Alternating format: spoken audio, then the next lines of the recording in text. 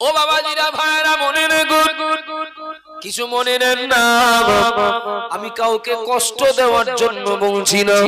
আল্লাহর নবী মুসা আলাইহিস সালাম আল্লাহকে একদিন বলছেন, আল্লাহ আমি আপনার নবী, আমি আপনার রাসূল, ও রব্বুল আলামিন আপনার কাছে আমার ছোট্ট একটা দাবি।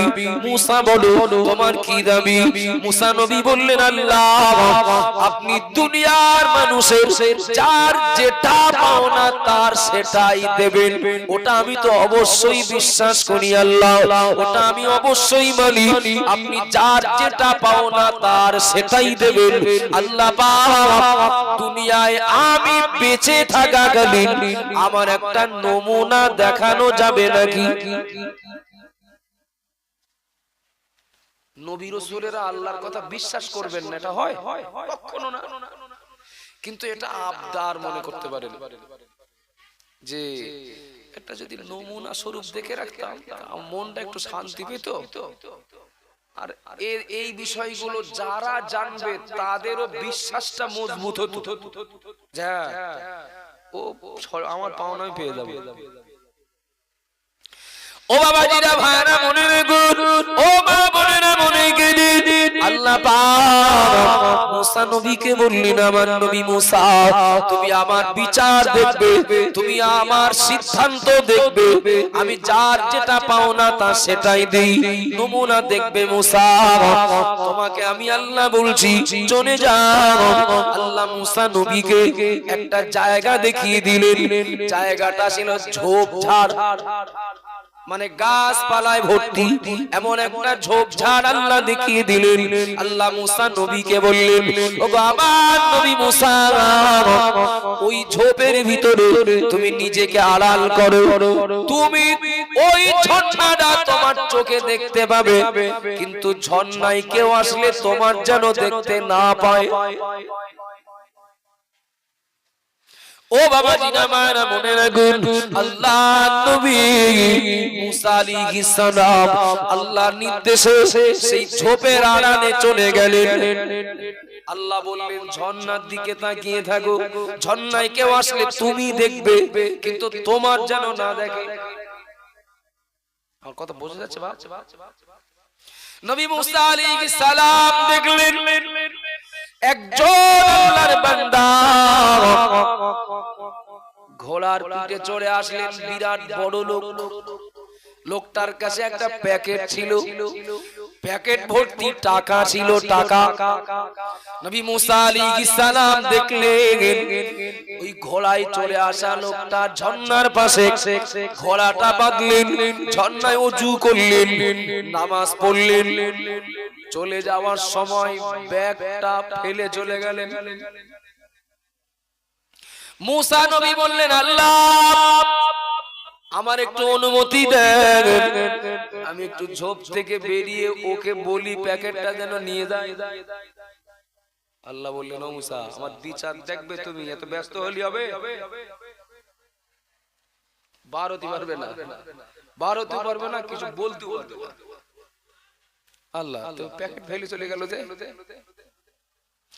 ও বাবাজিরা ভাইরা মনে রাখুন, আল্লাহর নবী মুসা আলাইহিস সালাম দেখলেন লোকটা চলে যাওয়ার পর আর একজন আসলেন, তবে ওর তুলনায় এই লোকটা অনেক গরীব দুস্থ। এই লোকটা ওই ঝর্ণায় ওযু করলেন, নামাজ পড়লেন। চলে যাওয়ার সময় তার চোখে পড়ল একটা প্যাকেট পড়ে আছে। লোকটা লোক সামাল দিতে পারেন না, প্যাকেটটা নিয়ে বাড়ি আসলেন। মুসা নবী বললেন, আল্লাহ আমি সাক্ষী, ও প্যাকেট ওর না। আল্লাহ বললেন, ও মুসা তোমার বিচার দেখবে, এত ছটফট করলে হবে? ধৈর্য ধরো, দেখে যাও। আল্লাহ তো প্যাকেট তো ওর না, ও তো ফেলে গেছে আর একটা লোক, সে তো এসে খুঁজবে। চুপ করে থাকো, তা থাকলাম। আল্লাহ নবী মুসা দেখলেন দ্বিতীয় লোকটা প্যাকেট নিয়ে চলে যাওয়ার পর একজন অন্ধ মানুষ আসলেন, চোখে দেখতে পান না, লাঠিতে ভর দিয়ে ইশারায় ইশারায় ওই ঝর্ণায় এসে সবে দাঁড়িয়েছেন। এমন সময় প্রথম লোকটা এসে হাজির। ওর বিশ্বাস আমি এই গেলাম আর এই আসলাম, এর মাঝখানে এই লোক ছাড়া কেউ আসে না। বলে এই বেটা প্যাকেট কই? বলে বাবা প্যাকেট কই তা আমি নিজেই চোখে দেখতে পাই না, আসলাম আমি এই মাত্র, প্যাকেট কোথায় কি তা আমি ওসব জানবো কি করে? প্যাকেট সেরে নেকামো হচ্ছে নাকি? হ্যাঁ, এবং খুব চড়াও, লোকটা খুব কাকুতি মিনতি করছে। মুসা নবী কিন্তু সব দেখতে পাচ্ছেন যে প্যাকেট লোক নিয়েছে কিনা। মুসা নবী বলেন আল্লাহ এ যা ঝামেলা বেঁধেছে একবার আমার বার হতে দেন, ও সব সমস্যা মিটে যাবে। প্যাকেট কে নিয়ে গেছে আমি সব বলে দিচ্ছি। আল্লাহ বলে ঠান্ডা হয়ে থাকো ওই জায়গায়, আমার বিচার দেখবে তুমি, অত শর্টপট করলে হবে না, ওখানেই থাকো। প্রথম লোকটার এত পরিমাণে মাথা গরম হয়ে গেল, খাপের ভিতর থেকে তলোয়ার বার করে বলছেন প্যাকেট দিবি না মার্ডার করবো? মানে দেহ একদিকে আর মাথা একদিকে থাকবে, প্যাকেট দিবি কিনা বল। মুসা নবী তো ছটফট করছেন জমের ভিতরে, আল্লাহ মারলো যে প্রায় মারলো, আল্লাহ আমি একটু বার হলে সব সমস্যা মিটে যাবে, আমি তো নিজে চোখে দেখেছি, ও লোক কিচ্ছু জানে না। না তুমি বারোতে পারবে না, ঠান্ডা হয়ে থাকো, আমার বিচার দেখবে তো। মুসা নবী সচক্ষে দেখলেন প্রথম লোকটা তার টাকার প্যাকেট না পেয়ে অন্ধ লোকটার খুন করেই দিল, মাথা একদিকে দেহ একদিকে। আল্লাহ সঠিক বিচার করেছেন মনে হয়। আল্লাহর বিচার দেখালেন মুসা নবীকে। আল্লাহ বিচার এই চোখে বাহ্যিক দৃষ্টিতে, আমি ঈমান আকীদার কথা বলছি না, বাহ্যিক দৃষ্টিতে দেখে আমাদের কি মনে হবে? বিচার ঠিক হয়েছে বলে মনে হয়? টাকা নিয়ে গেল, রেখে গেল একজন, আর একজন নিয়ে গেল, আর একজন কিছু খবর রাখে না, তার খুন হতে হলো।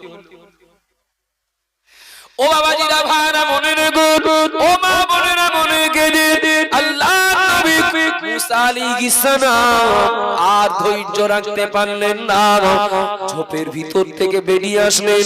আল্লাহ পাক আমি চেয়েছিলাম আপনার বিচারের নমুনা দেখতে, ও রব্বুল আলামিন আপনি যা দেখালেন আমি তো আরো ধাঁধায় পড়ে গেলাম, আমি তো আরো প্রশ্নের সম্মুখীন হয়ে গেলাম। আল্লাহ পাক আমি আমার এই চোখে দেখেছি টাকা রেখে গেছে যে জন, নিয়ে গেছে অন্যজন, অন্ধ লোকটা কিচ্ছু জানে না আল্লাহ, অথচ আপনি বলছেন আমার বিচার দেখালেন, আমার কিরকম বিচার হলো? ও বাবা জিনা মায়েরা, আল্লাহ মুসা নবীকে বললেন ও আমার নবী মুসা আমি আল্লাহ সঠিক বিচার করেছি, যার যেটা পাওনা তার সেটাই দিয়েছি। মুসা নবী বললেন আল্লাহ কি করে যার পাওনা সে পেল, এ সব তো দেখছি ওলট পালট। আল্লাহ বললেন ওগো আমার নবী মুসা এবার তুমি শুনতে থাকো আর আমি বলতে থাকি। প্রথম ব্যক্তি, যে ব্যক্তি টাকার প্যাকেট ফেলে চলে গেছে, ওই ব্যক্তি এই যুগের একজন বাদশা। আর দ্বিতীয় ব্যক্তি যে নিয়ে চলে গেছে, দ্বিতীয় ব্যক্তি ওই বাদশার বাড়ি দীর্ঘদিন কর্মচারী হিসাবে কাজ করে। দীর্ঘদিন কোন একটা ব্যাপারে দুজনার ভিতরে মনোমালিন্য হয়, ওই বাদশাহ আর ক্ষমতার গরম দেখি কর্মচারীকে ঘাট ধরে বাড়ি থেকে বার করে দেয়, হাট এ বাড়ি তোরা রাখবো না, চলে যা, এ বাড়ি তোরা জায়গা নেই। কর্মচারী তখন বলেছিল ওগো বাদশাহ আমি গরিব মানুষ, আমার স্ত্রী আছে, আমার ছেলে মেয়ে আছে, আমার সংসার আছে, আমি এতদিন ধরে কাজ করেছি, আপনি যদি আমাকে আর না রাখেন আমি আর এক জায়গায় যাব, কিন্তু এতদিন যা কাজ করেছি আপনি আমার জনের দামটা অন্তত দেন, ওটা আমি নিয়ে বাড়ি যাই। বাদশা রেগে গিয়ে তার ক্ষমতার গরম দেখি ওই কর্মচারীকে বলেছিল চা চলে যা, আমি তোর টাকা দেব না, পারলে আদায় করে নিস। পারলে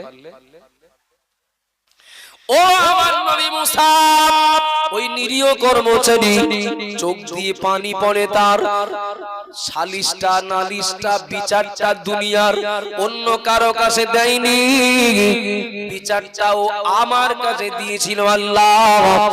আমি কাজ করেছিলাম কিনা আপনি তো জানেন, আল্লাহ টাকা পাই কিনা ওটা আপনি তো জানেন।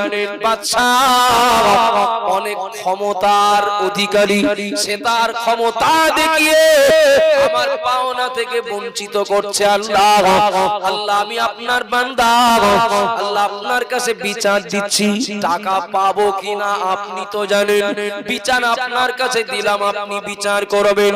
আল্লাহ পাক নবী মুসাকে বললেন, আমার নবী মুসা ওই যে পাওনাদার বিচার আমার কোর্টে দিয়ে রেখেছে, আজ বাদশাহ তার নিজের প্রয়োজনে কোথাও বেরিয়েছে, টাকা নেই, তবে প্যাকেটে ততটাই টাকা আছে যতটা ওর জনের দাম বাকি। শুনছেন না মনোযোগী? মনে করেন বাদশাহ আজকে বেরিয়েছেন কোথাও 10,000 টাকা লাগবে, 10,000 নিয়ে বেরিয়েছেন, আরে কর্মচারী 10,000 টাকা জনের দাম বাকি আছে। টাকার প্যাকেটটা ও রেখে যেন চলে যায়, আমি ওর অন্য মনস্ক করে দিয়েছি, আমি ওকে অন্য মনস্ক করে দিয়েছি, রেখে যা। দ্বিতীয় ব্যক্তি যে টাকার প্যাকেট নিয়ে গেল, ও জানে না এটা আমার সেই মনিবের প্যাকেট। মনিবও জানে না, বাদশাও জানে না আমার প্যাকেট আমার কর্মচারী নিয়ে গেছে, কর্মচারীও জানে না এটা আমার সেই মনিবের প্যাকেট। ও মুসা, যার পাওনা তার পাইয়ে দিয়েছি, কিন্তু দুজন আর কেউ বলো বুঝতে পারিনি। বিশ্বাস গাঢ় হচ্ছে? যার পাওনা তাকে পাইয়ে দিয়েছি, কিন্তু বাদশাও জানে না সে আমার প্যাকেট জনের দামে শোধ হয়ে গেছে, আর কর্মচারীও জানে না আমার মনিবের প্যাকেট নিয়ে যাচ্ছে, যার পাওনা তার দিয়েছি। মুসা নবী বললেন, আল্লাহ সত্যি আপনার বিচার। ও বাবাজিরা, ভাইরা, মনের গুণ, ও গো মা বোনেরা, মনে কে দিন আল্লাহর নবী মুসা আল্লাহকে বললেন, আল্লাহ এ পর্যন্ত বুঝলাম, কিন্তু অন্ধ লোকটা জড়ালো কি করে? অন্ধ লোকটা এর মধ্যে ঢুকলো কি করে? অন্ধ লোকটা এর ভিতরে আসলো কি করে? যার পাওনা, যাকে যেটা দরকার আপনি তাকে সেটাই দিয়েছেন, কিন্তু অন্ধ লোকটা তো কোনো দোষই করিনি, ও তো কিছুই জানে না, চোখে দেখতে পায় না, ওকে হত্যা হতে হলো কেন? ও বাবাজিরা, ভাইরা, মনে রাখুন, বলতে গেলে গায়ের লোম শিউরে ওঠে। কোন বান্দা কোন বান্দি যদি বিশ্বাস অন্তরে জায়গা দেয়, আল্লাহকে ফাঁকি দেওয়ার জায়গা নেই। ভালো করলেও পুরস্কার পাওনা হবে, আর অন্যায় করলেও শাস্তিটাও পাওনা হবে। তাই নিজের জানায় হোক আর অজানায় হোক